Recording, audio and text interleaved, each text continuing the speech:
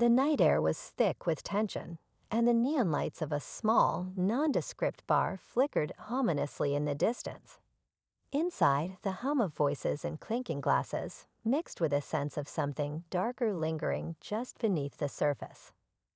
What was supposed to be an ordinary night at the bar quickly turned into an unforgettable moment of bravery and justice, all sparked by one unexpected act of defiance. It all started when a black biker, known for his quiet demeanor and love for the open road, decided to stop by this local bar to grab a drink after a long ride. The moment he walked in, he could feel the eyes of the room on him. But what he didn't expect was that the eyes weren't just curious. They were judgmental. The bartender, an older man with a history that could be read in the way he treated people, had been known for his less than friendly views toward people of color. That night, however, he made a mistake that would soon cost him far more than just a tip. What he didn't realize was that the man who had just entered his bar wasn't someone who would take things lying down. The biker, whose name we'll come to know later, wasn't there to start trouble. He was just looking for a drink, a place to rest, and maybe to strike up a few conversations with fellow riders. But the bar owner had a different idea. The biker, in an effort to remain calm, sat down at the bar, trying to blend into the environment. But the owner, with a tone dripping with racial prejudice, made a comment that many others might have let slide, but not him. It was one of those things you can't unhear, one of those things that, once said, changes everything. Without warning, the biker stood up. The bar went silent. Everyone in the room, whether they had heard the comment or not, now knew something had shifted.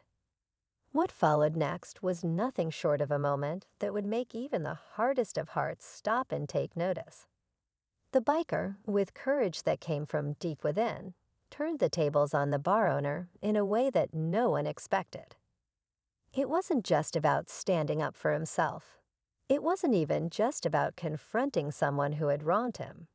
It was about making a statement that racism and hate wouldn't be tolerated, not in this space, and certainly not on this man's watch. And the way he did it, well, that's where the story takes a twist.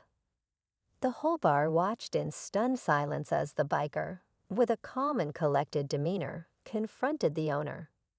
What followed was a back-and-forth exchange, each word cutting deeper into the silence that had taken over the room.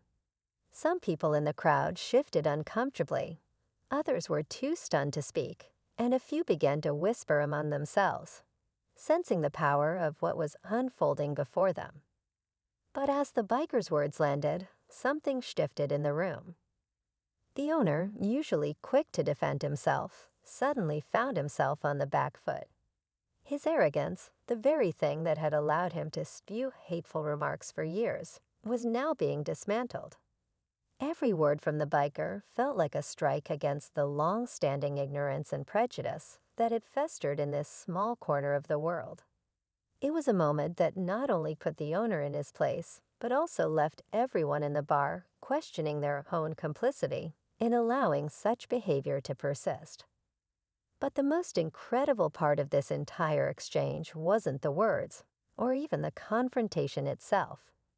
It was the bravery behind them, the unwavering courage it took for this biker, who had no personal stake in the bar owner's downfall, to stand up in that moment. This wasn't about vengeance. It wasn't about personal glory. It was simply about righting a wrong, about showing that one person's dignity was worth more than any racist ideology. And as the biker delivered his final words, the tension in the room reached a boiling point. Would the owner apologize? Would he finally realize the weight of his words and actions? What happened next was something no one could have predicted. The owner's reaction sent ripples through the crowd, leaving everyone on edge, waiting to see whether the night would end in a confrontation, or perhaps a chance for change. And as the biker made his way toward the door, the room seemed to hold its breath. Would the bar owner take responsibility for his actions? Would the room finally find the courage to stand with the biker? Or would they remain silent, complicit in the ugliness of it all? Stay tuned, because the shocking truth behind what happened next will leave you questioning everything you thought you knew about standing up to injustice. The story isn't over yet, and it's about to get a whole lot more intense. As the biker stepped toward the door, the air in the bar felt like it was vibrating with a strange energy. It was as if everyone was waiting for something to happen, something big, something that would either settle the tension or make it explode. But instead of the owner rising to the challenge, as some might have expected, the room went eerily quiet. The sound of the door swinging open was the only thing that broke the stillness as the biker walked out into the night. For a moment, it seemed like the tension would just hang there, unresolved. The bar owner stood behind the counter, his face twisted in a scowl. But there was something else there too. A flicker of doubt, of fear, perhaps even shame. This was a man who had spent years building up his reputation in this small town. A man who had thought his behavior would go unnoticed, or at least tolerated by the people around him. But the biker's quiet but powerful words had cut through that facade, forcing him to face a reality he wasn't prepared for. Behind the bar, the owner's mind was racing. His usual tough guy exterior cracked just for a second, revealing the vulnerability he had spent his life hiding. For the first time in a long time, he wasn't in control. The idea that his reputation, and perhaps his livelihood, was at risk made him feel cornered. Was this biker the type of person who would go to the authorities? Would he spread the word, exposing the bar for what it truly was? The owner could feel the weight of the decision pressing down on him. Would he do what he had done countless times before and sweep it under the rug? Or would he face the uncomfortable truth of what had happened? Back outside, the biker, whose name was Jamal, stood alone under the dim streetlights. He had always been a man of few words, especially when it came to confrontation.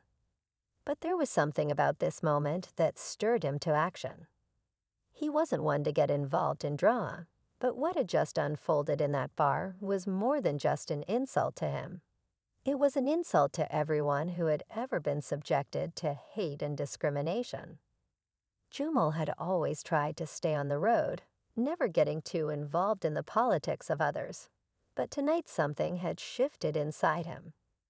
The casual racism, the dismissive tone from the bar owner, it all reminded him of the kind of world he never wanted to be a part of. He had seen enough of that in his life, and he wasn't going to let it slide by without at least trying to make a stand. His phone buzzed in his pocket, breaking his train of thought. He looked at the screen and saw a text message from his best friend Darnell. "You good, bro?" It read. Jimmel hesitated for a moment before replying. "Yeah, man. Just had to set some things straight." He didn't need to explain further. Darnell would understand. He always did. Jimmel leaned against his bike, looking out into the street as he replayed the scene inside the bar. His thoughts were interrupted by the sound of footsteps approaching. Looking up, he saw a figure coming towards him, someone from the bar, but not the owner. It was one of the regulars, a man who had been there the whole time, watching the confrontation unfold in silence. His name was Henry, and he was the kind of guy who tended to stay out of trouble, keeping to himself and his beer. He wasn't exactly a friend to Jamal, but neither was he an enemy. He had seen Jamal come and go over the years, and had never given him much thought. But tonight, Henry was different. His expression was serious, his voice low as he spoke. "Hey man, I just wanted to say, I'm sorry about what happened back there." Jamal raised an eyebrow, surprised. "You're apologizing? For what?" "I don't know, man," Henry muttered, rubbing the back of his neck. I guess I should have said something in there. Everyone should have said something, but we didn't. We just let it happen." Jamal could feel the weight of Henry's words. It wasn't often people acknowledged their own silence, especially when it came to things like racism. For all the quiet regret in Henry's voice, Jomel knew that it was still a small victory. It wasn't much, but it was a start. "I'm not the one you need to apologize to," Jomel replied. "But I appreciate you speaking up now." There was an awkward pause between them, both men standing in the quiet street, until Henry spoke again. "You're right. We can't just ignore stuff like this. The owner's been acting like this for years, but I never thought it would come to this." Jamal didn't respond right away. His eyes lingered on the bar's neon sign, flickering in the distance. He had made his stand. He had confronted the man who needed to be confronted. But now he was left wondering if it would be enough. Would it be enough to spark real change in that place? Or would it all fade away? Just another incident forgotten by those too comfortable in their own silence. Henry cleared his throat, breaking the tension. "Look, I'm not saying you should go back in there, but if you do, you won't be alone. A few of us are thinking of having a word with the owner.